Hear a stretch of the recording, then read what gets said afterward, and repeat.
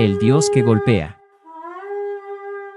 Llegamos a la segunda porción del libro de Éxodo, que comprende del capítulo 6, versículo 2 al 9:35, continuando con el ciclo denominado Zobabim, los traviesos. Esta porción nos permite entender que los juicios más violentos que vienen a la humanidad son por causa de la idolatría. Desde la antigüedad y hasta nuestros días, la idolatría se identifica principalmente por adorar a figuras inanimadas. El palo y la piedra. Pero la idolatría ha evolucionado, y en un mundo ya globalizado y completamente consumista, la idolatría ahora viene dando la adoración al hombre por el hombre mismo. A los ídolos tradicionales, como el tótem, los santitos y las virgencitas, ahora se les unen los artistas, los deportistas, a quienes cínicamente también les llaman ídolos. Pero, por si fuera poco, también están los líderes religiosos, a los que también se les da cierta veneración, y para rematar, están los influencers que desarrollan la idolatría a sí mismos. Así, de esta manera, de los ídolos de palo y de piedra, pasamos a los ídolos sociales, y de estos pasamos a los que se autoidolatran. Los ídolos de palo y de piedra, mínimo despertaban la creencia, en un poder divino, en algo celestial. Los ídolos sociales, como artistas y deportistas, por lo menos muestran algún talento. Pero los llamados influencers, y los líderes religiosos que buscan la admiración social, por su vana manera de ver la vida, y la forma como dicen las cosas, esos están llevando a la sociedad a hundirse en el ego y la vanidad, despertando la adoración a sí mismos, cayendo así en el máximo nivel de pecado, lo cual atrae los juicios del Dios que golpea. En Egipto, Dios mandó las plagas. Dios las llama señales, maravillas y prodigios. Pero en hebreo, la palabra para plagas es makot, que es el plural del término hebreo, makka. Según el diccionario Strong, H4347. Que literalmente significa golpe, masacre, azote, calamidad, castigo, derrota, destrucción, estrago, herida, herir, llaga, matanza, mortandad. O sea, que las plagas son golpes de Dios. Y el primer golpe se lo da al palo y a la piedra. Éxodo 7:19.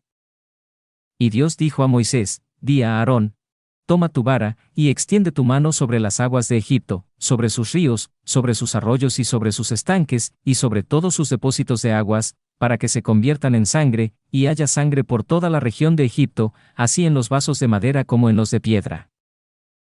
En las siguientes 8 plagas, Dios golpea a cada una de las deidades egipcias, que representan a un ser que tenía características o virtudes que el hombre no tiene, y por eso los egipcios los veneraban. El motivo por el cual Israel quedó esclavo en Egipto fue por caer en la idolatría en la que vivían los egipcios. Así lo revela Dios, a través de su profeta Ezequiel 22 al 8. Y vino a mí, palabra de Dios, diciendo: Hijo de hombre, habla a los ancianos de Israel, y diles: Así ha dicho Jehová el Señor, ¿a consultarme venís vosotros?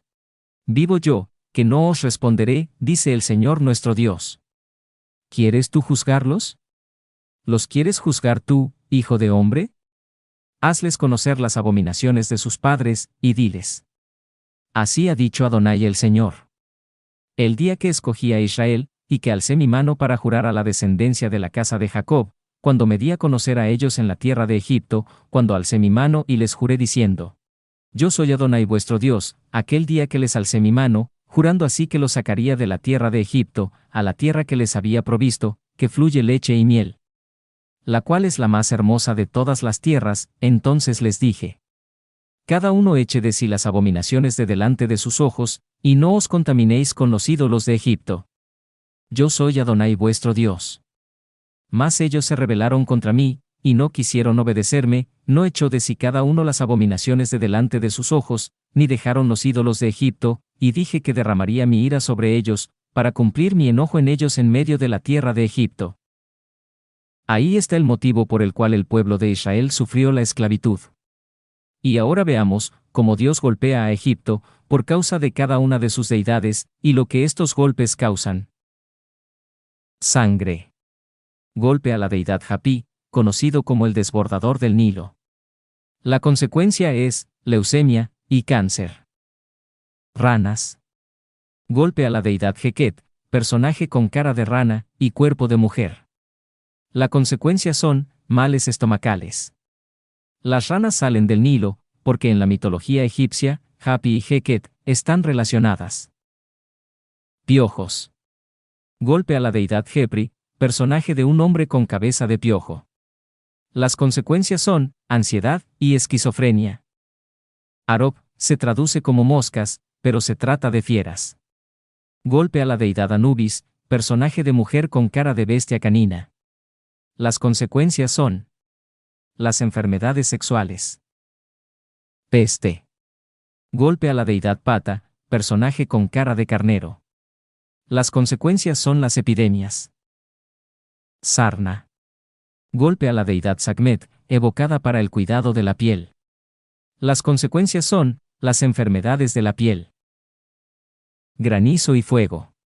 Golpe a las deidades Set y Nin, encargados de las lluvias y la luna. Las consecuencias son los accidentes. Langostas. Golpe a la deidad Sobek, encargado de la vegetación. Las consecuencias, el hambre y la escasez.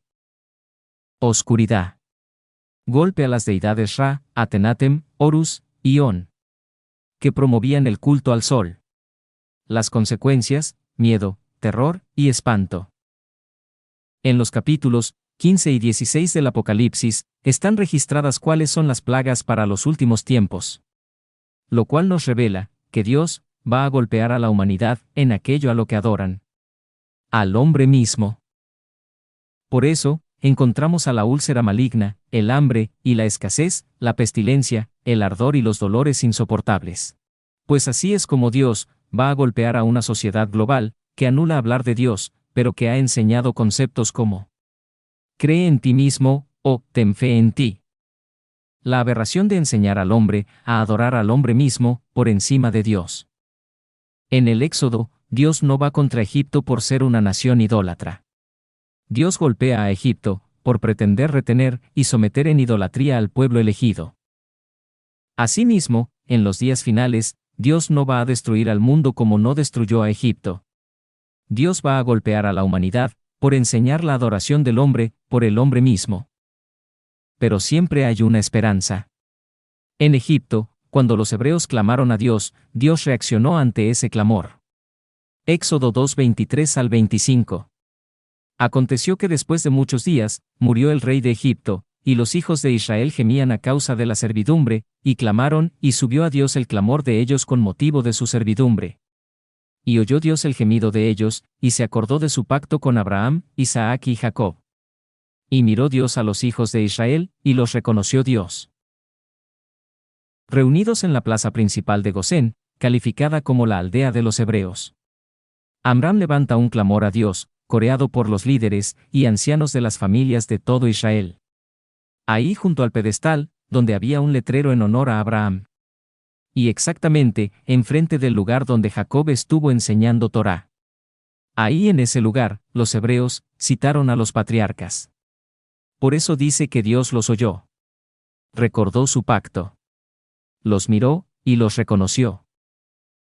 ¿Cómo sabemos que en su clamor, los hebreos citaron a los patriarcas, y que por eso Dios se acordó del pacto, y los reconoció? Ezequiel 29 al 12.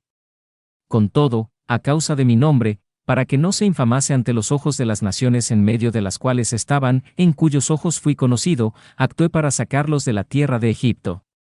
Los saqué de la tierra de Egipto, y los traje al desierto, y les di mis estatutos, y les hice conocer mis decretos, por los cuales el hombre que los cumpliere vivirá, y les di también mis días de reposo, para que fuesen por señal entre mí y ellos, para que supiesen que yo soy Dios que los santifico.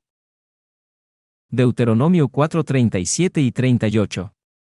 Y por cuanto él amó a tus padres, escogió a su descendencia después de ellos, y te sacó de Egipto con su presencia y con su gran poder, para echar de delante de tu presencia naciones grandes y más fuertes que tú, y para introducirte y darte su tierra por heredad, como hoy.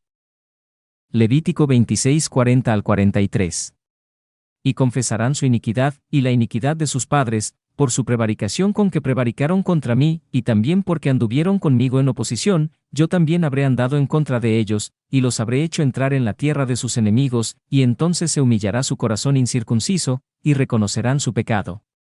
Entonces yo me acordaré de mi pacto con Jacob, y asimismo de mi pacto con Isaac, y también de mi pacto con Abraham me acordaré, y haré memoria de la tierra. Pero la tierra será abandonada por ellos, y gozará sus días de reposo, estando desierta a causa de ellos, y entonces se someterán al castigo de sus iniquidades, por cuanto menospreciaron mis ordenanzas, y su alma tuvo fastidio de mis estatutos. Entonces, hay tres motivos que Dios tiene para liberar a su pueblo. Por amor de su nombre.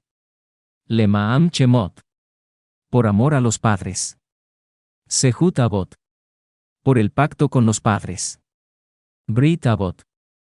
Entonces, esto nos hace comprender que el centro de la libertad de cada persona está en el pacto. La gran lección del Éxodo es que cada día, y a cada momento, aprendamos a salir de Egipto. El nombre de Egipto es Mitzrayim, que significa estrecheces, haciendo referencia a las limitaciones. Por eso en cada situación de la vida, debemos aprender a superar nuestros limitantes. Dios demostró su autoridad como creador, sometiendo a todos los elementos de la creación a sus órdenes divinas. Dios utiliza a los cuatro elementos, fuego, tierra, aire y agua, para dar un golpe de autoridad en Egipto. En la práctica de la fe, para mantenernos en el pacto, hay cuatro niveles. Acción. Hacer lo que Dios dice, conforme a lo que está escrito. Y esto solo lo vamos a aprender en el estudio de cada porción de la Torá. La acción es simplemente hacer lo que Dios manda, y ya. Emoción.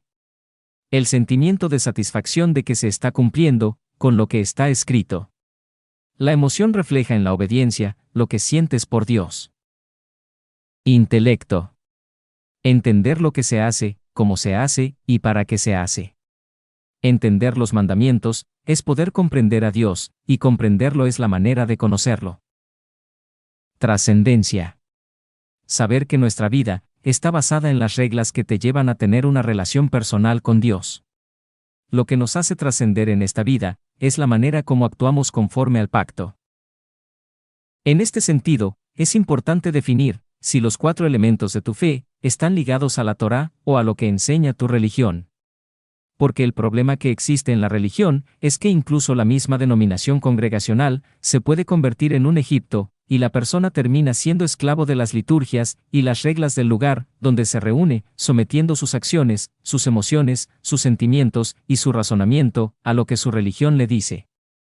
Por lo cual, los niveles espirituales que alcanza son únicamente esfuerzo humano, pero nada divino. ¿Por qué Egipto representa al mundo? ¿Y por qué Dios va en contra de lo que Egipto es? Éxodo 6:7. Y os tomaré por mi pueblo y seré vuestro Dios. Y vosotros sabréis que yo soy Adonai vuestro Dios, que os sacó de debajo de las tareas pesadas de Egipto. Egipto es Mitzrayim. Esta palabra tiene varias raíces, con significados reveladores. Matzor. Diccionario Strong, H4692. ¿Qué significa sitiado? Sur. Diccionario Strong, H6696. ¿Qué significa enemigo? Tsar. Diccionario Strong, H6862. ¿Qué significa tribulación?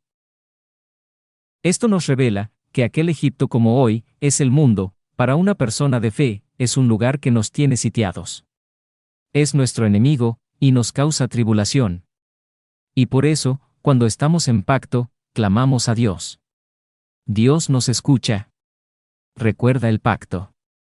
Nos reconoce. Y a golpes, viene a liberarnos. Así como Dios golpeó a Egipto, así en el Apocalipsis, Dios va a golpear al mundo. Y así como se dio la redención en el éxodo de Egipto, así todos los días, podemos ser redimidos. Y también así será la redención final. Otro detalle que hay en el pasaje de Éxodo 6:7, aparece la frase os sacó, que en hebreo es la palabra Jamos. Aunque en la traducción aparece en tiempo pasado, lo cierto es que en el original hebreo, esta palabra es atemporal, lo que hace referencia a que, para ser redimidos, no hay tiempo específico. Dos elementos protagónicos impactan en exclusiva el ministerio de Moisés. El secreto de la vara que utiliza, y la revelación del nombre divino. Comencemos con el secreto de la vara. Éxodo 4:17. Y tomarás en tu mano esta vara, con la cual harás las señales. ¿Por qué justamente esa vara? ¿Cuál es la historia de esa vara? Esa vara es el cetro que utilizó José cuando gobernó Egipto. Cuando Yetro era consejero del faraón en Egipto, al no estar de acuerdo con el decreto de ahogar a los niños hebreos en el río Nilo, renunció y se fue a Madián. Y se llevó el cetro de José. En Madián, clavó esa vara en el centro de su patio. Y 40 años después, cuando llega Moisés a ser parte de su familia y se convierte en el pastor de las ovejas de su suegro, toma esa vara y con esa pastorea. Esta historia se encuentra en el libro de Yazar y se complementa en varios midrasim. Esta vara tiene inscritas 3 palabras. Y estas palabras resultan ser 3 acrósticos. Y cada acróstico tiene las letras iniciales de 3 plagas. Dasak. Dam, que es sangre. Sefardea, que es rana. Kinim, que son piojos. Adas. Arob, que son moscas, o fieras. Deber, que es epidemia. Sejim, que son llagas.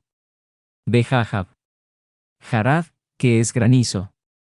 Arbe, que es la langosta. Yoseg, que es la oscuridad. O sea, que Dios le indica a Moisés que para hacer las señales, utilice una vara, en la que curiosamente, están inscritas 3 palabras que llevan las iniciales cada una de 3 plagas, lo que suman las primeras 9 plagas. Y ya para cerrar este recorrido, veamos el secreto del nombre divino. Éxodo 6:2 y 3. Habló todavía Dios a Moisés, y le dijo: Yo soy. Yud-Hei Vav-Hei. Y aparecía a Abraham, a Isaac y a Jacob como Dios omnipotente, mas en mi nombre, Yud-Hei Vav-Hei, no me di a conocer a ellos. En el original hebreo, dice que Dios se le aparece a los patriarcas como el Sadai, pero a Moisés le revela el nombre divino. ¿Qué explicación podemos encontrar en esto? ¿Por qué esa distinción entre Moisés y los patriarcas? Dios es la unidad de la que emana toda la diversidad. El nombre divino.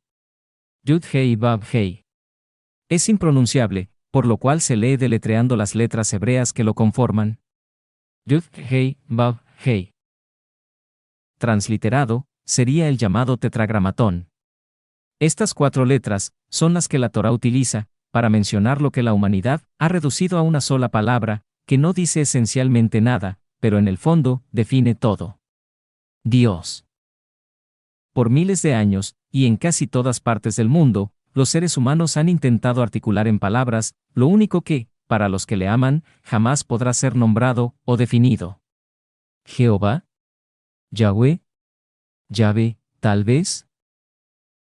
Nunca podremos saber el verdadero nombre de aquello que hemos decidido llamar Dios. Si realmente intentáramos leer el tetragramatón en la forma más apropiada, lo que obtendríamos es una palabra imposible de escribir en cualquier idioma, puesto que este término mezcla 3 tiempos diferentes: presente, pasado y futuro. Literalmente en español, sería la palabra es, fue, será. Y no solo es imposible de pronunciar, sino que incluso está prohibido intentar hacerlo.